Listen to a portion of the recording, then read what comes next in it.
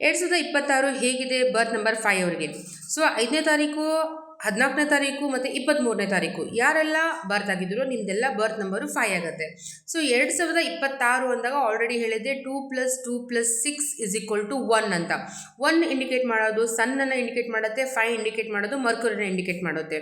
So ಸನ್ ಮತ್ತು mercury ಯಾವ ಥರ ರಿಲೇಷನ್ಶಿಪ್ ಅಂತಂದರೆ ತಂದೆ ಮತ್ತು ಮಗನ ರಿಲೇಷನ್ಶಿಪ್ ಆಗುತ್ತೆ. ಸೊ ಯಾರೆಲ್ಲ ಬರ್ತ್ ನಂಬರ್ 5ಅಲ್ಲಿ ಇರೋ, ಸೊ ನಿಮ್ಗೆಲ್ರಿಗೂ ಕೂಡ ನಿಮಗೆ ಹೈಯರ್ ಅಥಾರಿಟಿಯಿಂದ ನಿಮಗೆ ಹೆಲ್ಪ್ ಸಿಗುತ್ತೆ, ಅಥವಾ ನೀವು ಯಾವುದೋ ಒಂದು ಡಿಪಾರ್ಟ್ಮೆಂಟಲ್ಲಿ ಇದ್ದೀರಾ, ಹೆಡ್ ಆಫ್ ದಿ ಡಿಪಾರ್ಟ್ಮೆಂಟ್ ಯಾರಿರ್ತಾರೆ ಅವ್ರದ್ದು ನಿಮಗೆ ಹೆಲ್ಪ್ ಸಿಗುತ್ತೆ, ಸಪೋರ್ಟ್ ಸಿಗುತ್ತೆ.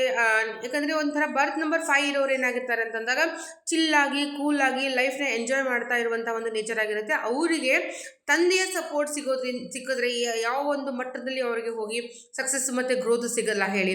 ಸೊ ಹೀಗಾಗಿ ಬರ್ತ್ ನಂಬರ್ 5ಅಲ್ಲಿ ಹುಟ್ಟಿದವರಿಗೆ 2025 ದಿ ಬೆಸ್ಟ್ ಅಂತ ಹೇಳ್ಬೋದು. ಅನ್ಸರ್ಟೈನ್ ಅವರಿಗೆ ಲಕ್ ಬರುತ್ತೆ, ಅಪಾರ್ಚುನಿಟಿ ಬರುತ್ತೆ, ಮನಿ ಬರುತ್ತೆ, ಸಪೋರ್ಟ್ ಬರುತ್ತೆ, ಗ್ರೋತ್ ಬರುತ್ತೆ. ಸೊ ಎಲ್ಲ ಅಂತಂದರೆ ಬ್ಯಾಲೆನ್ಸಿಂಗ್ ಇಯರ್ ಅಂತ ಹೇಳ್ಬೋದು. ಸೊ ಎಲ್ಲ ರೀತಿಯಿಂದ ಅನುಕೂಲಗಳಾಗುವಂತಹ ಒಂದು ವರ್ಷ ಯಾವುದಿದೆ ಅಂತಂದಾಗ 2026, ಅದು ಬರ್ತ್ ನಂಬರ್ 5ಅಲ್ಲಿರೋರಿಗೆ.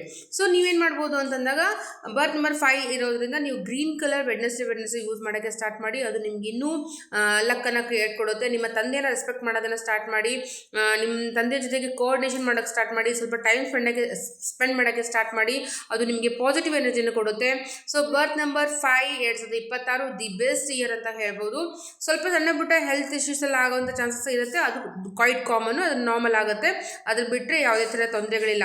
ಸೊ ನನ್ನ ವಿಡಿಯೋನ ಯಾರೆಲ್ಲ ನೋಡ್ತಾ ಇದ್ರೋ ನನ್ನ ಪೇಜ್ಗೆ ಲೈಕ್ ಮಾಡಿ, ಹಾಗೆ ನನ್ನ ವಿಡಿಯೋನ ಶೇರ್ ಮಾಡೋದನ್ನು ಮರಿಬೇಡಿ.